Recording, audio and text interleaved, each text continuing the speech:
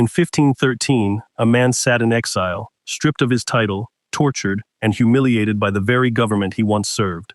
Out of spite, boredom, and brilliance, he wrote a book that would go on to influence kings, dictators, CEOs, and, whether you realize it or not, the way people fall into obsession with each other today. His name was Niccolo Machiavelli, and while most people know The Prince as a manual for ruthless political power, almost nobody talks about the psychological principles hidden inside it, principles about influence, perception, and presence that explain exactly why some people become impossible to forget, while others are forgotten the moment they leave the room. Today, I'm breaking down the real psychology behind what makes someone mentally magnetic, not manipulation, not games, the actual cognitive and emotional mechanics of why the human brain fixates on certain people, and how you can ethically become one of them. Stay till the end, because rule number 4 is the one almost nobody applies correctly, and it's the difference between being liked and being unforgettable. Machiavelli's most famous, most misunderstood line is this: everyone sees what you appear to be, few experience what you really are. Most people read that as cynical. It's not. It's a description of how human cognition actually works. Here's the truth. Neuroscience confirms 500 years later, the brain doesn't process people as they are. It processes people as they're perceived.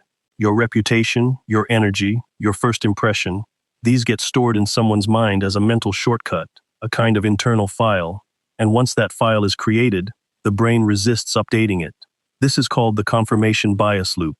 Once someone forms an impression of you, they will unconsciously search for evidence that confirms it and ignore evidence that contradicts it. This means the first psychological impression you create isn't just important, it's structurally sticky. It becomes the lens through which every future interaction gets filtered. So what does this mean practically? It means people who become unforgettable aren't necessarily the most attractive, wealthy, or accomplished. They're the ones who understood, consciously or not, how to control the narrative of their first impression. They didn't wait to be perceived. They designed how they wanted to be perceived, and let human psychology do the rest. This is not about lying about who you are. It's about understanding that ambiguity, composure, and intentionality create a stronger mental imprint than over-explaining yourself ever will. Machiavelli understood something that modern psychologists now call the scarcity principle. Humans assign more value to things that are difficult to obtain, uncertain, or limited. In The Prince, Machiavelli warns rulers against becoming too familiar, too available, too predictable to those they govern, because familiarity breeds contempt, and total availability breeds indifference. The same principle governs human attraction and social dynamics at a psychological level. Here's the mechanism. The brain's reward system, specifically the dopamine pathway, doesn't fire most intensely when we get something. It fires most intensely in the anticipation of something uncertain. This is the same neurological mechanism behind gambling addiction, social media notification checking, and yes, romantic or social obsession. When someone is fully predictable and fully available at all times, the brain stops generating anticipation. There's nothing to wonder about. But when someone is warm, engaged, and present, yet also has clear boundaries, their own life, and isn't chasing constant validation, the brain treats them as a variable reward source. And variable rewards are, neurologically, the most addictive kind. This is why people often become more fixated on someone who is emotionally secure and self-contained than someone who is constantly available and eager to please. It's not a game. It's basic reward psychology. The takeaway isn't ignore people to make them obsessed with you. That's manipulation. And manipulation tends to collapse the moment the other person catches on, creating resentment instead of attraction.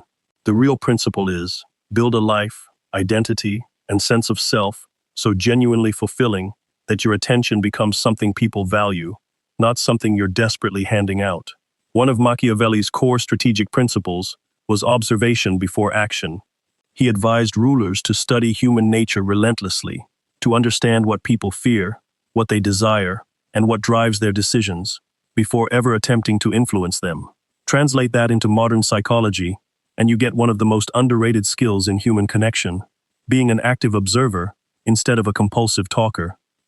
Most people, especially in social or romantic settings, are so anxious to be interesting that they talk constantly. They fill silences, they over-explain, they perform. But psychologically, humans crave being understood far more than they crave being entertained. This is backed by research in relationship psychology. Studies on perceived partner responsiveness show that people feel closer, safer, and more attracted to those who demonstrate they've truly listened and understood them, far more than those who are simply charismatic talkers. When you shift from performing to observing, noticing tone shifts, unspoken hesitations, what someone lights up talking about, you gather real psychological data. And when you reflect that understanding back to someone, you get quieter when you talk about your job. Is everything okay there? It creates a rare experience, being seen. Being seen is one of the most powerful psychological triggers for emotional attachment that exists. It bypasses surface-level attraction and goes straight into a person's need for validation and understanding. Needs that, in a hyper-distracted, superficial digital world, are rarely met. Here's the one I promised you at the start.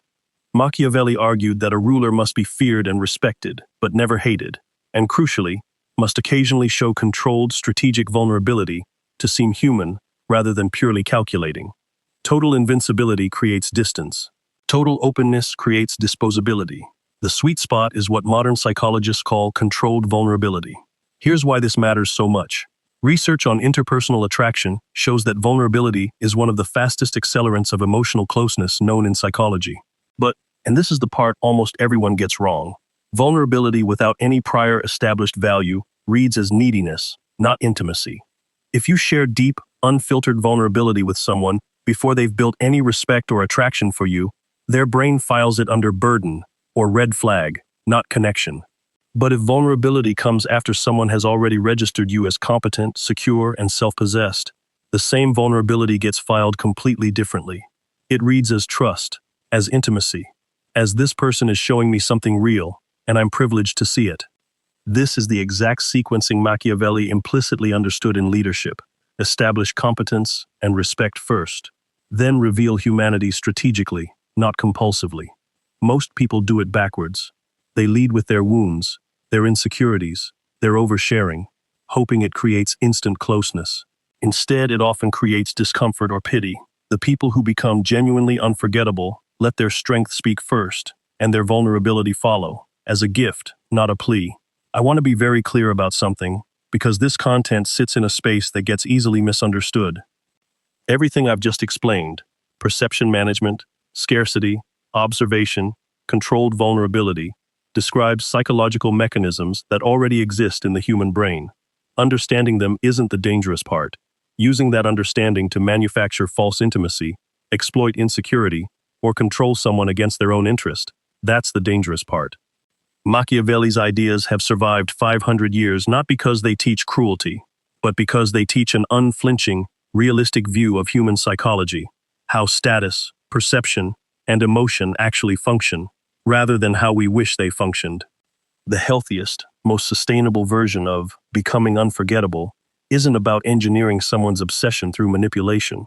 It's about becoming a genuinely secure, self-aware, emotionally intelligent person, and then understanding how that authentic self naturally triggers the psychological mechanisms of respect, intrigue, and attachment in others. The dark psychology label sells clicks, but the real skill here is closer to applied emotional intelligence than manipulation. Use it to become more secure and more perceptive, not to control people who haven't consented to being controlled. Let's lock in what we covered. Perception precedes reality. People respond to the mental image they've built of you, so intentional first impressions matter enormously. Scarcity creates dopamine-driven desire, not through games, but through genuine self-sufficiency. Observation beats performance. Being deeply understood is more magnetic than being endlessly entertaining. Controlled vulnerability, sequenced correctly, transforms openness from a red flag into deep intimacy. Machiavelli wrote The Prince as a survival manual for rulers in a brutal political era. But strip away the politics, and what's left is one of the earliest, sharpest observations of human psychology ever written down.